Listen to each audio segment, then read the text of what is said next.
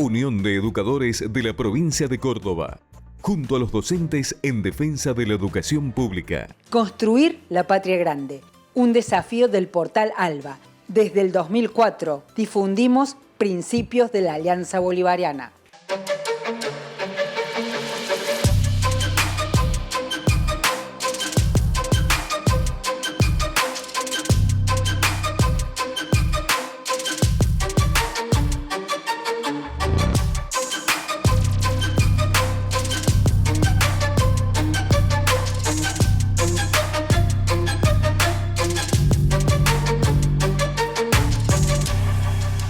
Muy bienvenidos a una nueva edición de Principio Activo, Salud y Sociedad.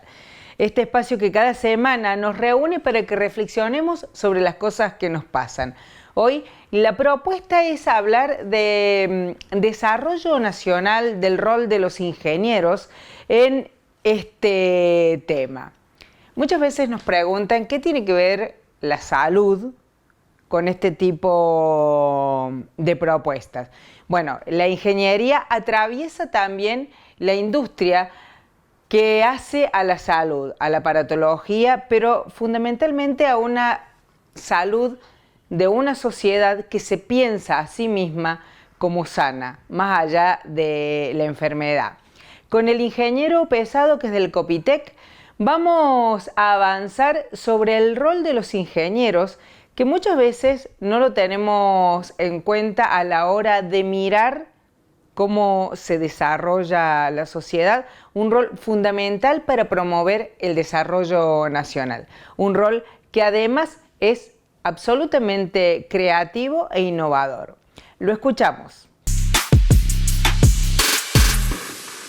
Sobre los ingenieros recaen muchas actividades creativas, de funcionamientos de los aparatos, de los sistemas, de los trenes, de los barcos, de los aviones, de los satélites, de las comunicaciones del país, que son cosas muy importantes. Y esto lo digo con toda humildad, no para marcar una virtud, sino una realidad en la cual, digamos, para eso sirve el ingeniero, ¿no? Voy a contestar esa pregunta con un ejemplo.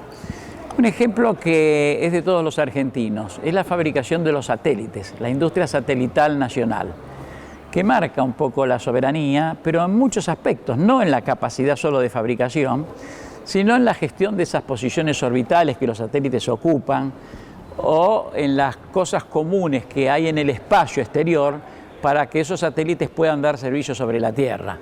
Yo he tenido la suerte de participar en la creación de los ARSAT 1 y 2, y esta participación me dio la posibilidad de entender que la ingeniería es una tarea multidisciplinaria. Los satélites no se hubieran construido si no era con el aporte de la ingeniería química, de la ingeniería mecánica, de la ingeniería en construcciones, de la ingeniería electrónica y además otras cuestiones que tienen que ver con la física, con el tema del ambiente espacial, con las cuestiones térmicas, con un montón de cuestiones que son anexas al núcleo central de la ingeniería, pero que gracias a todo ese conjunto de virtudes científicas y tecnológicas argentinas se construyeron los dos satélites que hoy tenemos en órbita.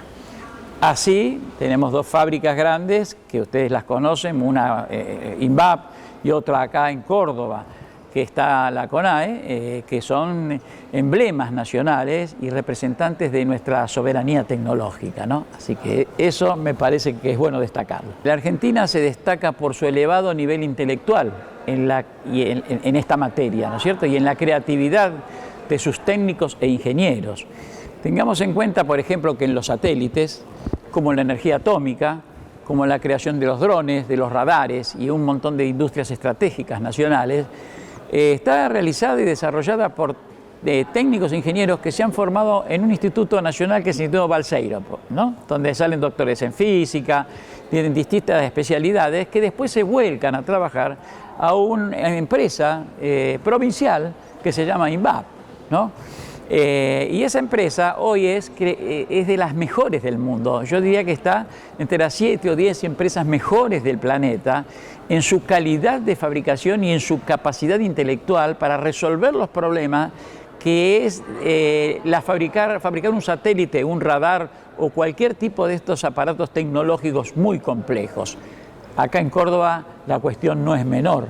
Está la CONAE, que ustedes ya bien lo conocen, Falda del Carmen, con técnicos y científicos de acá, de Córdoba, que han aportado innumerable cantidad de inventos, de cuestiones a los satélites que se llaman de órbita baja para determinados fines. Principalmente esa industria acá en Córdoba se ha desarrollado y es un emblema total y absoluto y demostrativo de lo que es la soberanía tecnológica y de la calidad de esa soberanía tecnológica, porque no es solamente marcar que uno puede construir un lanzador, puede construir un satélite, sino que tiene que construir un satélite bien construido, tiene que construir un lanzador bien construido para que eso vuele, y esa es la característica de la industria nacional argentina. Yo hago la aclaración que el polo, nosotros cuando empezamos con esto nos hablaban de polo tecnológico. Y hemos visto el polo tecnológico en distintas partes del país donde se pone un terreno, un alambrado y ahí queda abandonado y no aparece otra cosa que ese alambrado y dice polo tecnológico no sé cuánto o no sé cuánto. Acá creamos lo que se llaman ecosistemas. ¿Y el ecosistema qué es? Es un agrupamiento de gente que conoce determinadas cosas, donde no hay un nivel jerárquico y donde se empieza por la creatividad. Empiezan a crear, a hacer funcionar su cabeza para ver cómo tal o cual cosa se puede hacer. Y no predominan los egos, porque el ecosistema, como dije hoy, tiene una particularidad, la gobernanza. La gobernanza no es de uno, entonces evita que el ego de ese, o que a veces no es malo también porque hace el impulso, ¿no? Pero que no sea una persona de la cual dependa el ecosistema, sino del conjunto.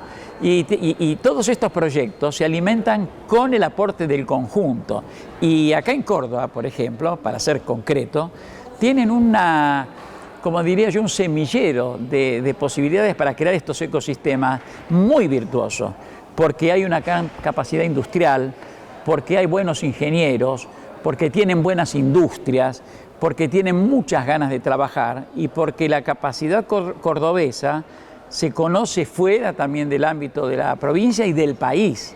Lo van a ver en todas, ustedes pueden ir a la NASA y hay gente que trabaja en la NASA que es de Córdoba, ¿no? O en otras entidades, en organizaciones de investigación científica en Europa, también son de Córdoba, mucha gente de Córdoba. Entonces eso hace que nos motive a los ingenieros a crear el ecosistema centro del país. Así que vamos a estar muy seguido acá promoviendo este tipo de cosas. Desarrollo nacional como una clave central para el bienestar de un pueblo es lo que nos propone el ingeniero Pesado. En el próximo bloque, segundo de Principio Activo Salud y Sociedad, la voz de los trabajadores.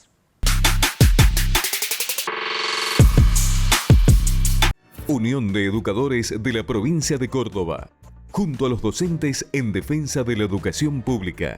Obra social del personal de la industria gráfica de la provincia de Córdoba. Defendemos el sistema solidario de atención de la salud. La salud es un derecho, no un negocio. Tengo una propuesta súper interesante para ustedes. Carnes Vikingo, la mejor carne de las Sierras Chicas. Si vas por la E53, una parada obligada. Segundo bloque de Principio Activo, Salud y Sociedad, la voz de los trabajadores. El tema central va a ser el rol de la UPC en el trabajo en la intersindical. Para eso entrevistamos a la profesora Zoe Cid, que forma parte del equipo de Educación Sexual Integral de la Secretaría de Derechos Humanos y Género de la UPC. La función de la UPC en esto de articular las distintas propuestas y brindar soluciones colectivas a las mujeres, a las trabajadoras mujeres, es central en esta propuesta.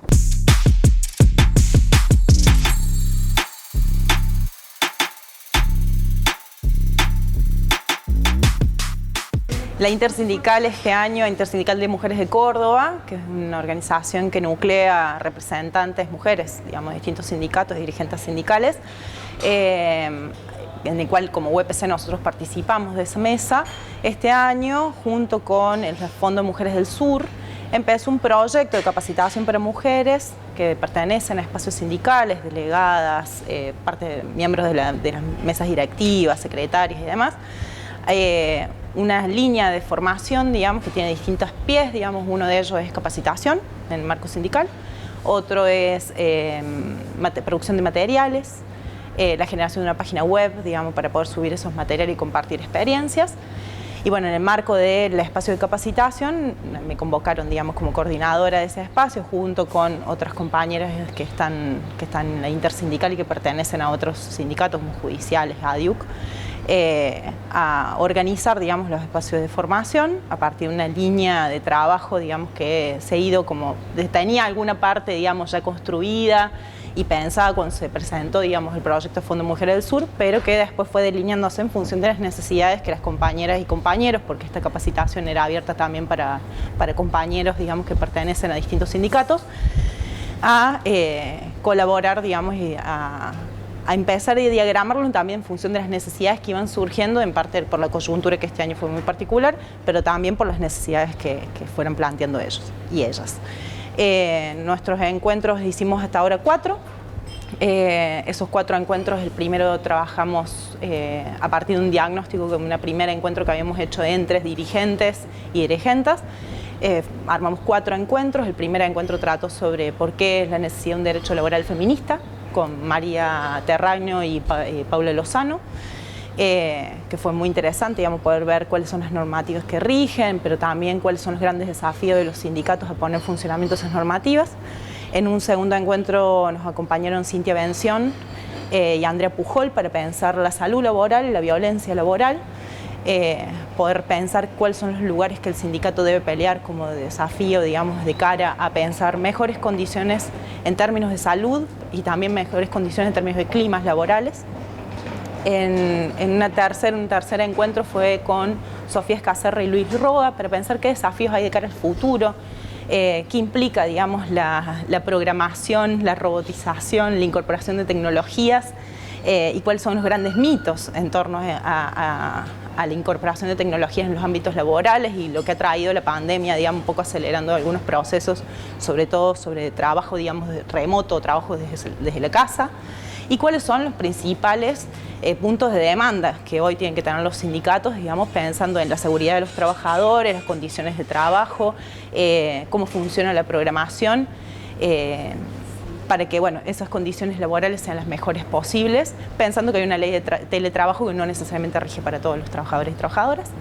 Y en este último encuentro, Sergio Saiz y, no me puedo acordar ahora el nombre, Cecilia Gómez, nos acompañaron para trabajar un poco sobre la coyuntura económica actual. Algunas claves desde la economía política para pensar la coyuntura económica, pensando en lo salarial, pero también pensando en la inflación, los grandes mitos, digamos, de lo que se esconde atrás de determinados discursos, digamos, sobre la economía, y cómo pensar el vínculo entre lo sindical, el trabajo formal y la economía popular, en una clave de género.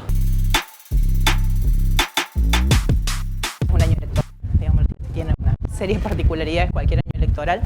Es un año que ya viene, desde la pandemia venimos arrastrando determinadas situaciones que tienen que ver con la distribución económica, digamos, entonces hay un desafío que tiene que en clave no solamente de lo salarial, sino de las condiciones de trabajo de todos los trabajadores y trabajadoras. Muchos compañeros y compañeras planteaban que las condiciones de trabajo también están enrarecidas, así como lo planteaba Silvia, tanto en las escuelas como en otros lugares los climas de trabajo están generando algunas presiones y en ese marco, bueno, André Pujol lo hablaba en términos de salud laboral, digo, poder pensar cuáles son esas condiciones de trabajo, también como parte de las conquistas que tenemos que llevar adelante como trabajadoras y trabajadores en el marco de las paritarias. Así que, bueno, parte de los desafíos sindicales me parece, digamos, al menos por lo que ha ido saliendo en estas distintos encuentros con los compañeros y compañeras, tienen que ver con encarar, digamos, los grandes desafíos en torno a condiciones de trabajo y condiciones de trabajo que garanticen ámbitos de trabajo saludables, en mejores condiciones salariales pero también en el marco de pensar proyectos conjuntamente entre sindicatos. Y estos son espacios, digamos, que tienen esa potencialidad de empezar a pensar conjuntamente, estemos en los lugares donde nos desempeñemos, que los compañeros y compañeras podamos discutir cuáles son los desafíos que tenemos de cara, no solamente 2023, sino en los próximos 10, 50, 100 años, digamos.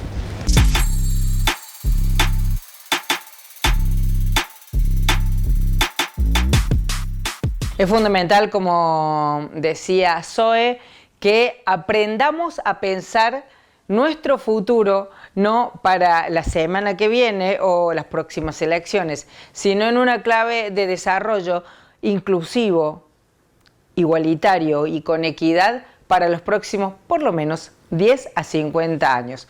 Todo un desafío. Nos queda un bloque de Principio Activo, Salud y Sociedad, así que no te vayas.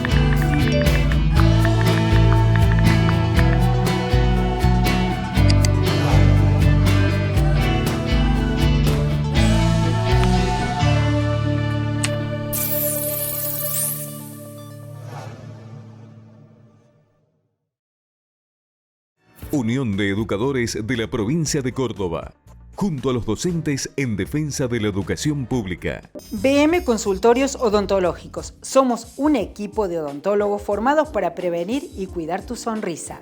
Te cuidamos, nos cuidamos. Obra social del personal de la industria gráfica de la provincia de Córdoba. Defendemos el sistema solidario de atención de la salud. La salud es un derecho, no un negocio.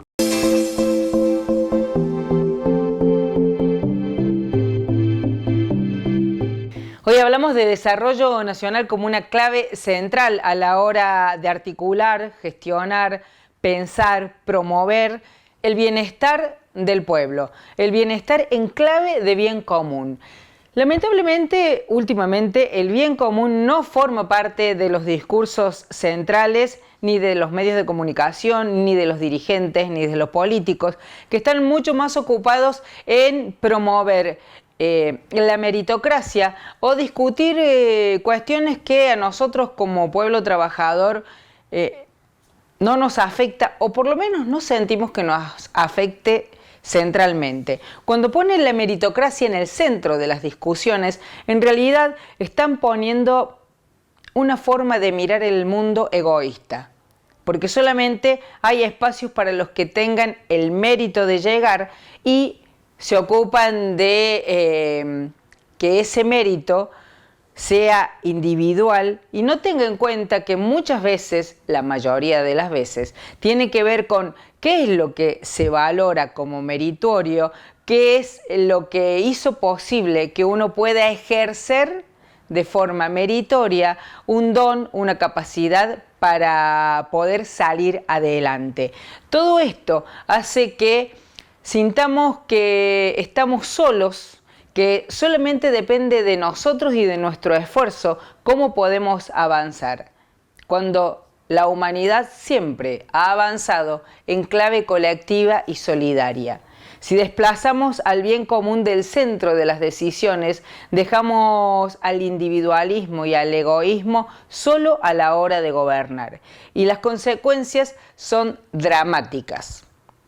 Nosotros vemos hoy que el mundo se debate en un caos donde el 1% de la población en este último año se volvió a enriquecer y duplicar sus ganancias sobre el 99% de la población que trabaja. ¿Esto tiene que ver con el mérito de ese 1% o con la capacidad de expropiarnos del bien común que hace que podamos subsistir como sociedad. Recuperar la centralidad de las cosas importantes, del desarrollo nacional, del valor comunitario a la hora de construir respuestas, es lo que necesitamos como pueblo trabajador para volver a mirar hacia adelante con certezas, más allá de dirigentes que nos puedan dirigir. Creemos que somos nosotros, desde nuestro lugar, que tenemos que empezar a mirar de forma solidaria y colectiva el bien común, que tenemos que empezar a construir entre todos el bien común. Esa es la tarea.